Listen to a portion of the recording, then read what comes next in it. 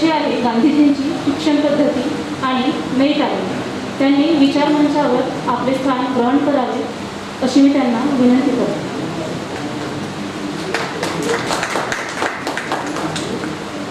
माननीय मुसुफर सद्दिक यांचे स्वागत करण्याकरिता मी आमंत्रित करते संदीप सरोदे सर यांना.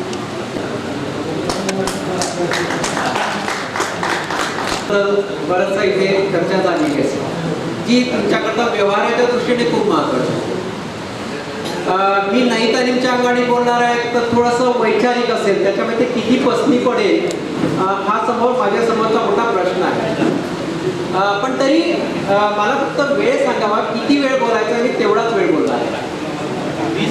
20 मिनिट शक्यतो बघेल की 20 मिनिटाच्या आतमध्ये मी माझं संपवणार आणि मग नंतर जर काही कोणाला प्रश्न असेल तर तो विचारता आला तर सोयीचं होईल, तर आपण 20 मिनिटापर्यंत जाऊ शकू. तर मॅक्झिमम लिमिट 20 मिनिटं, तो 20 मिनिटाकरता आपण तयारी करू. विषय कोणता आहे साहेब? विषय गांधींची नई तालीम वगैरे असा शब्द वापरलेला आहे ना, नई तालीम. आता तालीम हा शब्द जर ऐकला असेल तर आपल्याला कोणत्या तालमीतून शिकला असं जेव्हा म्हटलं जातं, एखाद्याने शिव्या दिल्या, तुझ्या आई बाबा कोण आहे रे, कोणत्या तालमीत शिकतो असं जेव्हा म्हणतो, तर तालीम हा शब्द थोडासा इथे महत्त्वाचा आहे आणि म्हणून मी त्या अंगाने थोडं अधिक तुमच्यासमोर मांडण्याचा प्रयत्न केला. तालीम हा उर्दू शब्द आहे ना, आणि तालीमचा अर्थ जरा तरी आखाड्याशी याच्याशी असं जोडल्या जातो. तालीमचा खरा अर्थ शिक्षण असाच आहे, पण बियॉन्ड एज्युकेशन जेव्हा आपण विचार करतो तेव्हा तालीम असा येतो. कारण तालीम म्हणजे नुसतं शिक्षण नाही, तर त्याच्याबरोबर तुमचं वर्तन, तुमचं कॉग्नेशन, तुमचं अफेक्शन, तुमचं मोटर, ज्याच्याकरता आपण शिक्षणामध्ये बघतोय त्याला सायकोमोटर आपण शब्द वापरतोय. तर तुमचं या अंगाने जेव्हा विचार होतो आणि तो व्यवहारात तुम्हाला दिसतं, त्याच्यामध्ये त्याच्या बिहेवियरल ॲस्पेक्टमध्ये आपल्याला दिसतं, त्यावेळेला आपण म्हणतो तालीम आहे ती. म्हणजे नुसतं तुम्ही शिकला नाही आहे, तर तुमच्या वर्तनात सुद्धा ती गोष्ट यायला लागली आहे, तुमच्या दृष्टिकोनात सुद्धा ती गोष्ट यायला लागली आहे. हे जेव्हा आपल्याला कळतं, ॲटिट्यूडनल चेंज ज्याला आपण शब्द वापरतो त्यावेळेला आपण म्हणतो तालीम आहे. उदाहरण, एक गाजर आहे, हे लाल रंगाचं गाजर असतं, दॅट इज नॉलेज. हे ना की मला माहीत आहे हे गाजर आहे, पण मी ते खातो का? जर मी खायला लागलो तर ते समजायचं की वर्तनात बिहेवियरल आहे, कारण तो बिहेवियर मला कळलेला आहे. पण या गाजराचा विटॅमिन ए असतं आणि विटॅमिन ए माझ्या डोळ्याच्या याच्याकरता खूप चांगलं आहे. विटॅमिन एमुळे मला व्हाईट स्पॉटेड होणार नाही आहे. विटॅमिन एची डिफिशियन्सी झाली तर मला जे काही डिसऑर्डर्स होतात ते जर मला कळत असेल, आणि म्हणून मला गाजर खाणं गरजेचं आहे किंवा लाल रंगाच्या भाज्या खाण्याचं आहे, दॅट इज कॉल्ड ॲटिट्यूड. तर जेव्हा आपण शिक्षणाचा विचार करतो तेव्हा आपण नुसतं ज्ञानाची गोष्ट करत नाही, कॉग्निटिव्ह डेव्हलपमेंटची गोष्ट करत नाही. आणि आता सगळ्या शाळांमध्ये, सगळ्या संस्थांमध्ये कॉग्निटिव्ह डेव्हलपमेंट इज एज्युकेशन असं एक साधी व्याख्या करून टाकलेली आहे. म्हणजे आपला बौद्धिक विकास झाला, वैचारिक विकास झाला, मानसिक विकास झाला म्हणजे शिक्षण मिळालं असं जर असेल तर आपण मार्कोलॉजीमध्ये फसतो. मग that is not education. Education म्हणजे बिहेवियरल ॲस्पेक्ट आणि ॲटिट्यूडनल ॲस्पेक्टमध्ये त्याचा जर बदल होत असेल, आणि म्हणून आपण 10 वर्ष 15 वर्ष शिक्षण देतो तेवढ्या करता नाही. साधं मला सांगा, इंग्रजीचे क्लास असतात, किती महिन्यात शिकवणार आहेत असं जर विचारलं, इंग्रजी शिकायचं तर किती महिन्यात शिकतील? आपण 4 महिन्यात सांगतोय. क्लासेस दावे करतो 4 महिन्याचे, 5 महिन्याचे, 6 महिन्याचे.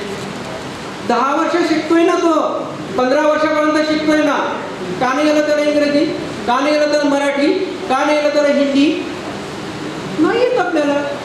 त्याला ॲटिट्यूडला चेंज व्हायला वेळ लागतो, विवेक जागृत व्हायला वेळ लागतो. आणि म्हणून आपल्याला 15 वर्षाच्या शिक्षणानंतर तो जेव्हा UGहून बाहेर पडतो त्याला म्हटलं की साधा अर्ध मराठीत लिही ना, तुझी मातृभाषा आहे, नाही लिहित आहे. इंग्रजीत लिही ना, नाही लिहित आहे. हिंदीत लिही ना, नाही लिहित आहे. का? 15 वर्ष शिकला ना तुम्ही, तिची सगळं वर्ष घेतलं ना. ज्या वयात त्याला ग्रास्पिंग खूप असतं, रिसिव्हिंग खूप असतं, त्या वयात तो त्यांनी घालवलेला तरी येत नाही. आणि आपण दावे करतो 6 महिन्यात मला इंग्रजी येऊन जाईल, 6 महिन्यात मराठी येऊन जाईल. Is not possible. हा जो ॲटिट्यूडनल चेंज असतो, ज्याच्यात विवेक जागृत म्हणतो, त्याला वेळ लागतो. आणि म्हणून आपल्याला 15 वर्षाच्या शिक्षणाचे टप्पे घ्यावे लागतात की पहिला या वयोगटामध्ये हा लागेल, दुसऱ्या वयोगटात हा लागेल, तिसऱ्या वयोगटात हा लागेल, हातावरचं त्याचं कंट्रोल येईल, तेव्हा आपण त्याला लिहायला शिकवलं पाहिजे, तोपर्यंत त्याला नुसतं दाखवलं पाहिजे. ज्या एज्युकेशनल पेडागॉगी ज्याला आपण शब्द वापरतो, शिक्षणशास्त्र ज्याला आपण म्हणतोय, त्यामध्ये अगदी मी त्या खोलात खूप जाणार नाही आहेत. मला ज्या नैतिकच्या अंगाने काही गोष्ट सांगायची आहे तेवढंच म्हणतोय. खरं म्हणजे मी थोडासा मेकॅलेचा उल्लेख इथे करतो, कारण त्याशिवाय या शिक्षणाचा विचार वेगळा होऊ शकत नाही असं मला वाटतं. म्हणून 1832 मध्ये लॉर्ड मेकॅले या देशात आला.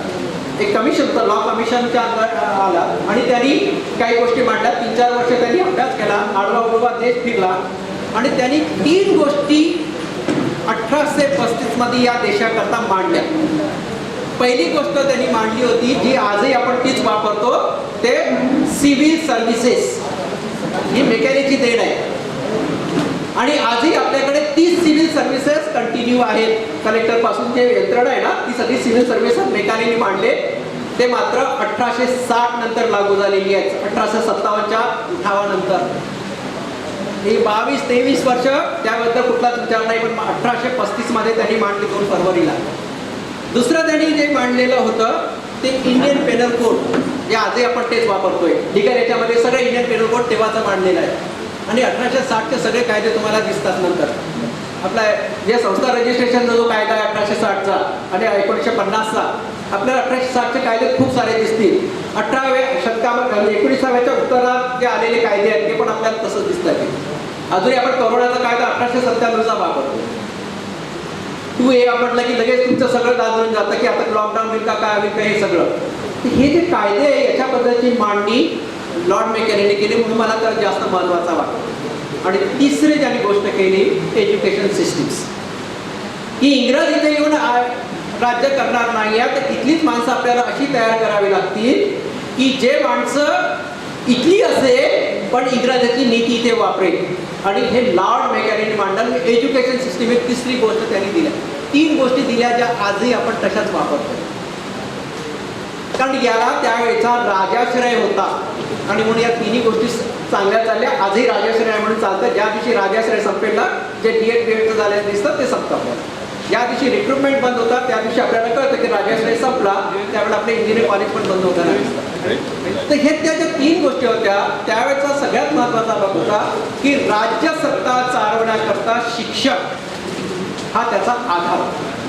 आणि मग राज्यसत्ता कशी चालवायची, राज्यव्यवस्था कशी चालवायची याच्याकरता लागणारे घटक तयार करणे, हे जर शिक्षणाचं त्यावेळेचं ध्येय होतं, तेच आतापर्यंत आपल्याकडे चालताना दिसतं. मग मला शिक्षण कसं करतात हा खरा प्रश्न इथे. आम्हाला शिक्षण यासाठी हवं आहे की आम्हाला चांगला समाज घडला पाहिजे, चांगला विवेक विचार करणारा समाज घडला पाहिजे. अहिंसक समाज बुद्धाचं तत्वज्ञान आपण घेतो, तर अहिंसक समाजाच्या निर्मितीकरता असलं पाहिजे. आम्हाला न्यायपूर्ण समाज पाहिजे आहे. न्याय, सामाजिक न्यायाची गोष्ट आम्ही करतोय. इथे सगळी जी मंडळी इथे आपण दिसतंय, फुलेंपासून तर आंबेडकरांपर्यंत सामाजिक न्यायाची गोष्ट करतो, त्याच्याकरता आम्हाला शिक्षण पाहिजे आहे. तर आमच्याकरता शिक्षक चांगला या देशाकरता नागरिक तयार व्हावा याच्याकरता शिक्षण पाहिजे.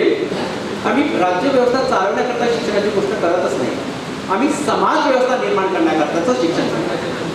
तर या परिपेक्षात जर आपण बघितलं तर मेकॅले मग आपल्याला असं वाटतं इट्स तो एका लिमिटेड घटकाकरता असलेलं शिक्षण आहे, त्याला कंपार्टमेंट एज्युकेशन म्हणतोय. तुम्ही सगळे ट्रेनने इथे आला असेल, कोणी बोगी नंबर 7ला असेल, कोणी A नंबरला असेल, कोणी B नंबरला असेल. एकाच दिशेने निघाले, एकाच रूटला निघाले, एकाच ठिकाणी जायला भेटले, पण बसले तिथून इथपर्यंत कोणालाच माहिती होतं की तो आपल्या इथेच चाललेला आहे.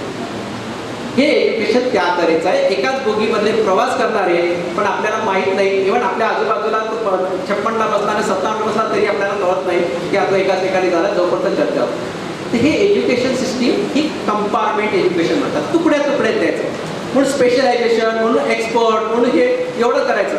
ENT वाल्याला कळत नाही की दुसरं काही ट्रीटमेंट करावं लागतं. हे जे कंपार्टमेंट एज्युकेशन झालं हे एका राज्यव्यवस्थेकरता लागतं, समाज व्यवस्थेकरता मात्र समग्रता. आणि समग्रतेचं शिक्षण कुठे करता येईल याचा विचार मात्र करावा लागतो. आणि ते समग्रतेचं शिक्षण काय असावं हे नैतिकतेमध्ये येतं आणि त्याला गांधीजी असं म्हणतात अनुभवातून शिक्षण. हा थोडासा फरक आपल्याला दिसतो. समाज निर्मिती करता शिक्षण ज्याला मी असं म्हणतोय. आणि म्हणून त्यांनी 5 H ची गोष्ट या ठिकाणी केली. 3 Hची गोष्ट त्यांनी मांडलेली होते. हेड, हँड आणि हात. हात ज्याला आपण म्हणतोय त्याला पण हाताने काम करता आलं पाहिजे. मन ज्याला आपण डोकं असं म्हणतोय आणि आत्मा त्यांनी हार्टला असं दिलं. हेड, हँड, हार्ट याचा समग्र विकास होणारं शिक्षण म्हणजे नैतिक. म्हणजे तुम्हाला असं नाही, आता आपण त्याला पेडागॉगिकल भाषेमध्ये असं म्हणूया, शिक्षणाच्या भाषेत cognitive development, affectional development and motor development हे एकाच वेळेला व्हावं लागतं. तुमचं बौद्धिक विकास, तुमचा भावनात्मक किंवा संवेदनात्मक विकास आणि तुमचा मोटर, तुमच्या हालचाली हे एकाच वेळेला लागतं. आणि याचा समग्र विकास जर झाला तर व्यक्तिमत्वाचा विकास होतो. आत्ताच्या संपूर्ण शिक्षण व्यवस्थेमधला तो ड्रॉबॅक आहे की बौद्धिक विकासाकडे सगळं फोकस होतोय, कॉग्निटिव्ह डेव्हलपमेंटकडे तिकडे जातं. बाकीच्या ज्या संवेदनाच्या पातळीवरती, बाकीच्या त्याच्या भावनांच्या पातळीवरती मात्र आपण कुठेतरी कमकुवत पडत आहे. मला वाटतं इथे अधिक लक्ष देण्याची गरज आहे. त्या सगळ्या शाळांमध्ये, ते इंग्रजी मिडियमच्या शाळा असो, इथे तर फक्त medium of instruction is a different.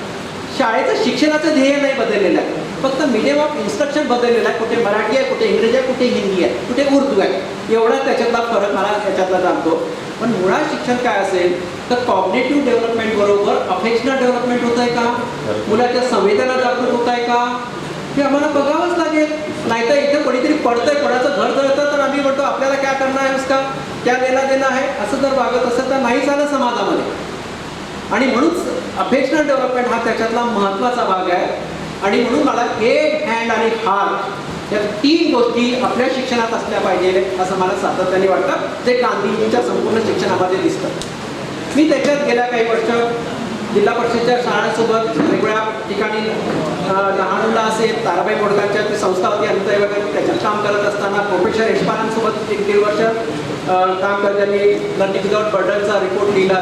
त्यांच्यासोबत काम करत असताना जे मला त्याच्यात अजून 2 याचे जोडाविषयी वाटले आणि ते 2 याचे आहेत हेड अँड ऑनर. आता मी 5 याची गोष्ट करतो. Head, hand, heart, health and honour या जर 5 गोष्टी आमच्या शिक्षणात आल्या तर माणसाचं समग्र विकासाची गोष्ट होऊ शकतं. त्याचा कॉग्निटिव्ह डेव्हलपमेंट झालं पाहिजे, त्याचा अफेक्शनल डेव्हलपमेंट झालं पाहिजे, त्याचा सायकोमोटर ज्याला आपण मोटर म्हणतो ते डेव्हलपमेंट झालं पाहिजे. हेल्थ कॉन्शियसनेस आत्ता आपल्याला या कोरोनाच्या काळात खूपच दाखवलेलं आहे. त्यामुळे हेल्थ रिलेटेड इश्यूज जे होणार आहेत, जे एन्व्हायरमेंटलशी जोडतील, सोशल हेल्थ गरज आहे आम्हाला, सामाजिक स्वास्थ्याची कुठे आम्ही विचार करणार आहोत. हेल्थचा विचार ट्रीटमेंटच्या अंगाने आपल्याकडे येतो, हेल्थ कॉन्शियसनेसच्या अंगाने येत नाही आहे. तुम्हाला हेल्थ कॉन्शियसनेस वाढवणे, तुम्ही शिक्षणाच्या क्षेत्रात असू शकता, शिक्षणाचा सेन्स आहेत का असं जर विचारलं तर आपल्याला नाही कळत. आपल्याला डॉक्टर दिसू शकतात, ते ट्रीटमेंट करतात, क्लिनिकल ट्रीटमेंटमध्ये असतं, काउन्सिलिंग करू शकतील, पण हेल्थ कॉन्शियसनेस आहेत का, तर मला असं वाटतं आपण त्याचा थोडा विचार करायला पाहिजे. म्हणून हेल्थ हा रिलेटेड जो इश्यू आहे तो अतिशय लहानपणापासून शिकवला आहे. आणि ऑनरचा अर्थ होतो respect to each and every one, respect to nature, respect to teacher, respect to school, respect to home. जर तुमच्यामधला ऑनर काढून टाकला, जी आजच्या नव्या पिढीचे आव्हान आहे, आणि ते जर काढलं तर शिक्षणातला तो सगळा मर्म खतम होऊन जातो आहे. कारण जर तुम्हाला रिस्पेक्ट करता आला नाही तर प्रेमच होऊ शकत नाही, अफेक्शनच होऊ शकत नाही. तर ऑनर हा मोठा कंपोनंट आहे जो तुम्हाला शाळे जीवनापासून अगदी पहिल्या वर्गापासून ऑनर टू ईच वन हे जर आपण शिकवलं तर मला असं वाटतं की तिथे मीडियम कोणता असेल हा मुद्दाच राहत नाही आहे. Honour to nature, honour to environment, honour to society, honour to community, honour to teacher. कारण आता पोरंसुद्धा टीचरचा किती ऑनर करतात हा आमच्या समोरचा मोठा प्रश्न अजूनही आहे. मी तर PGला शिकवतो त्याच्यामुळे मला माहिती आहे, बालवाडीला शिकवतो ते मला. तर त्याच्यामुळे मला असं वाटतं की या ऑनर टू जो रिस्पेक्टवाला जो मुद्दा आहे तो आता मोठ्या प्रमाणावरती यायला लागलेला आहे. आणि तो आपल्या शिक्षणात कसं आणता येऊ शकतं, जे नैताली म्हणतात की अनुभवातून आणि कृतीतून शिक्षण. म्हणून शिक्षणाशिवाय समाज नाही आणि समाजाशिवाय शिक्षण नाही असं कुठेतरी सांगड आपल्याला घालण्याची गरज आहे. ज्ञान आणि कृती याच्यामधली सांगड घालण्याची गरज आहे. ज्ञानाशिवाय कृती नाही किंवा कृतीशिवाय ज्ञान नाही असंही कुठेतरी आपल्याला ते सांगड घालावे लागेल. आणि म्हणून हे 5 याचं जे मला असं वाटतं ते शिक्षण महत्त्वाचं आहे. आणि मला असं वाटतं माझा वेळ झाला असेल तर मी थोडंसं शेवटचं एक करतोय. दुसरं होतं की आपण एकदा बघून घेतलं पाहिजे, आता नवे न्यूरोलॉजिकल्स बरेच गोष्टी आता समोर यायला लागल्या आहेत आणि याच्यामध्ये मुलं कशी शिकतात याच्याबद्दल थोडा एकदा वेगळीच समज वाढवण्याची गरज आहे. मुलं मेंटल इमेजेस कसे फॉर्म करतात. आपण शिकतो म्हणजे काय करतो तर मेंटल इमेजेस फॉर्म करत असतो. मला हा एक खडू दिसला तर मला एक मेंटल इमेज येतं की हा काहीतरी असं लांब दांडी असलेला असा खडू आहे, त्याची एक मेंटल इमेज बनतं. नंतर मी स्पर्श करतो, जे माझे 5 सेन्सर्स आहेत है ना, नाक कान डोळे ज्याला आपण म्हणता येईल, की मला हात दिसला की त्याची एक मेंटल इमेज होतं, त्याचा चव घेतली तर वेगळी मेंटल इमेज येतो. याचं समग्र मेंटल इमेजेस फॉर्मेशन आहे. मुलं तशी शिकत असतात. आमच्या शिक्षणामध्ये या मेंटल इमेजेस फॉर्मेशनचं शिक्षण देतोय का आम्ही? आणि जोपर्यंत त्यांना एक्सपोजर भेटत नाही, इम्पेरिकल एक्सपिरियन्स त्याला भेटत नाही, एक्सपेरिमेंट त्याच्यासमोर होणार नाही, तर तो मेंटल इमेजेस बनवू शकत नाही. IQ याने ज्या मेंटल इमेजेस बनतात, बघून ज्या मेंटल इमेजेस बनतात, करून त्यापेक्षा अधिक चांगले इमेजेस बनवू शकतात. आणि माणूस शिकतो किंवा मूल शिकतं म्हणजे अनेक इमेजेस तो बनवत जातं आणि तो रिकॉल पण करतो. आता तुम्हाला एक माहिती म्हणून सांगतो, 120 KB/s एनालिसिसची आपली क्षमता आहे. म्हणजे एकाच वेळेला 20 ते 25 पानं एका सेकंदात एनालिसिस करून एवढी आपल्या डोक्याची क्षमता आहे. 120 KB/s. म्हणजे विचार करा, आपण एक पेन घेतलं तर 8 KBचं 9 KBचं होतं ना. किती शब्द? 300-350 शब्द असतात. 120 KB आपली क्षमता आहे, इतकी बुद्धीची क्षमता आहे. त्यामुळे आपण रिकॉल करू शकतो. तर आपल्याला आत्ता मेथड ही मेमोराईजवाली मेथड नाही वापरता येणार आहे. आपल्याला रिकॉलिंग मेथड वापरावी लागणार आहे, की तो अख्खं दृश्य आठवणार, कितीतरी गिगाबाईट आपल्या मेमरीवरून स्टोअर करू शकतो. म्हणजे याचा अर्थ आपल्या मुलांमध्ये प्रचंड क्षमता आहे. त्या क्षमता आपल्याला वापरता आल्या तर आपण मुलांमध्ये वेगळे बदल घडू शकतो. या क्षमता आत्ताच्या न्यूरोलॉजिकल्स आणि या सगळ्यांच्या संशोधनाने निश्चित करतात आहे.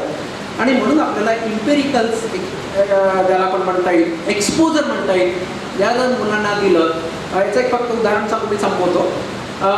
माझ्याकडे खूपदा वसंत व्हॅली स्कूलचे पोरं, वसंत स्कूलचे पोरं, श्रीराम स्कूलचे, जे त्यावेळेचे 3 स्टार 5 स्टार स्कूल होतं, याच्याकडे एक 11वीचे पोरं माझ्याकडे एक 5-6 वर्ष यायचे. सगळे हायफाय आहे. त्यावेळेला त्यांच्या शाळेची फी 50,000 रुपये असायची. नाही, कृष्णमूर्तीचे नाही, वसंत व्हॅली स्कूल दिल्लीला आहे ना, वसंत कुंज म्हणून आहे, वसंत कुंज एरियामध्ये आहे, ते श्रीराम स्कूल आहे. त्याच्यातली मुलं 11वीची माझ्याकडे यायची. रुरल एक्सपोजर करता यायची आणि 5 दिवस ते वर्धेत राहायचे. सगळे हायफाय, घरी AC आहे, शाळा अख्खी AC आहे. आत्ताच आपण ACच्या फक्त केबिनची गोष्ट करतो, त्या काळात मी 96-97ची गोष्ट सांगतो. AC शाळा आहे, AC आहे, बस येणारी AC आहे आणि सगळे सेक्रेटरिएट इंडस्ट्रियलिस्ट यांचे पोरं आहेत. या पोरांना मी इथे वर्धेत आले की 5 दिवस राहायचे. जेव्हा ट्रेनमध्ये यायचे तर जाणीवपूर्वक त्यांना स्लीपर क्लासमध्ये बसवायचे. स्लीपर क्लासचं जेवण भेटायचं त्यावेळेला चांगलं फेकून द्यायचे पोरं की हे खाना होता नाही आहे. त्यांना इथे बोलवल्यानंतर त्यांना गावात यायचं, काकडदरा असेल, इकडलं हे असेल सांगी पोळ असेल, इकडे बोरधरणचं बोरगाव कोकाटे असेल, या गावात नेऊन ठेवून द्यायचं. सिंधीविरी असेल, 5 दिवस राहायचे. खायला काही भेटत नाही. खूप सामान आणलेलं, खूप बिस्किट आणलेले, खूप आणलेले, कोका किलोचे जगत नाही. 5 दिवस तिथे सारवण करा, गाईच्यासोबत जा, हे सगळं एक्सपोजर द्यायचं. आणि त्याच्यानंतर जे बदल त्यांच्यातले व्हायचे 5 दिवसात, ते म्हणाले की गाव आम्ही पहिल्यांदा बघतोय, गाव वाचलेलं आहे, गावाबद्दल आम्ही लेख लिहू शकतो, निबंध लिहू शकतो, फक्त गाव आम्ही बदलत. त्याच्यातलं एक उदाहरण सांगतो की 15 वर्षानंतर म्हणजे दिल्लीला असंच केलं असताना 3 मूर्तिमोडला एक मुलगा त्याच्यातला भेटला जो काकड धरायला त्या काळात आला. 97ला काकडदरा काय असेल, आता काकडदरा तर फेमस आहे ना, पारितोषिक भेटलं, पाणी फाउंडेशन वगैरे सगळं. तो मला काय म्हटला की सर मैं आपको पहचाना क्या? म्हटलं मैं नाही पहचाना, कारण कुठे 20-25 वर्षानंतरचं काय फरक पडतो. तो म्हटला एवढंच मला म्हणाला कि मैं काकड़दरा में आया था. तो क्या याद है बा काकड़दरा? बोले मुझे वो बहुत याद है. काकड़दरा वो नामदेव राव थे ना वहाँ पर, उनसे मैं बात करता तो बड़ा अच्छा लगता था. उस वक्त मैं 11वीं में था, अभी मैं बिल्डर हूँ बड़ा, और जितने फ्लाईओवर बनते हैं दिल्ली में वो मेरे पिताजी कॉन्ट्रैक्ट लेते हैं और मैं करता हूँ. तो मैंने बोला अच्छा नहीं है सर. तो बोले मैंने वो वर्धा से एक चीज़ सीखी है. तो मैंने क्या सीखा है आपने? तो बोले मैं वर्धा से ये सीखा हूँ कि आम आदमी के साथ कैसे रहना होता है. वो मेरे 5 दिन जिंदगी के बहुत बड़े दिन थे कि आज भी मैं वर्कर के साथ बैठकर खाना खा सकता हूँ, जबकि मैं उनका बड़ा बॉस हूँ, मालक हूँ, और मुझे आज भी उनके साथ खाने में और उसके सुख दुख में सहभागी होने मुझे कोई एतराज़ नहीं होता है, मुझे अच्छा लगता है. I think that it is behavioural change. म्हणून एक्सपोजर देणे किंवा तुम्ही उल्हाच्या अजूनला जेव्हा ऐकाल की मी हेमलकशाला असताना काय अनुभव आला आणि वेदनेचं नातं काय होतं हे जेव्हा मला समजतं. म्हणून मी शिक्षणाशिवाय समाज नाही आणि समाजाशिवाय शिक्षण नाही एवढंच मला या निमित्ताने मला सांगायचं होतं. मला असं वाटतं की माझा वेळ कदाचित झाला असेल. इथे मी थांबतोय. धन्यवाद.